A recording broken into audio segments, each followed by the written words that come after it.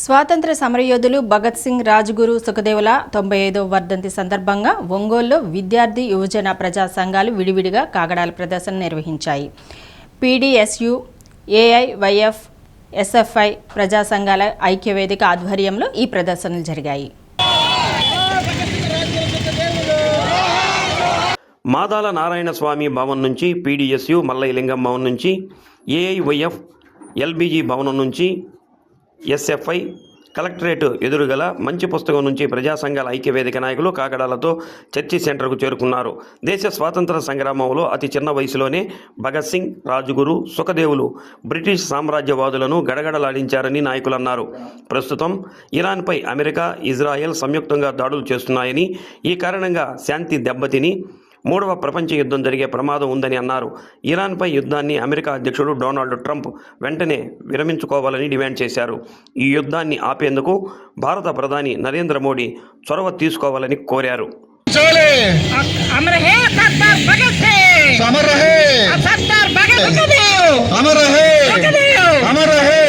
ఖండించండి అమెరికా యుద్ధోన్మాదాన్ని, ఖండించండి అమెరికా యుద్ధోన్మాదాన్ని, అమెరికా యుద్ధోన్మాదాన్ని, అమెరికా సామ్రాజ్యవాదాన్ని, ఇజ్రాయిల్ యుద్ధోన్మాదాన్ని, అమెరికా యుద్ధోన్మాదాన్ని.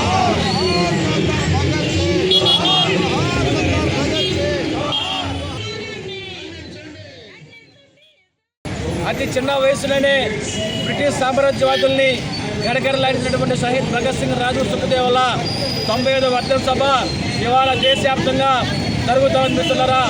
ఈ సందర్భంగా పీడీఎస్యు పిలిపించింది. వాళ్ళ పశ్చిమాసియా దేశాలలో ప్రధానంగా ఇరాన్ మీద అమెరికా, ఇజ్రాయెల్ సంయుక్తంగా దాడి చేస్తూ ఆ దేశంలో ఉన్న ప్రాణ ఆస్తి విలువల్ని ధ్వంసం చేస్తూ ఉంది.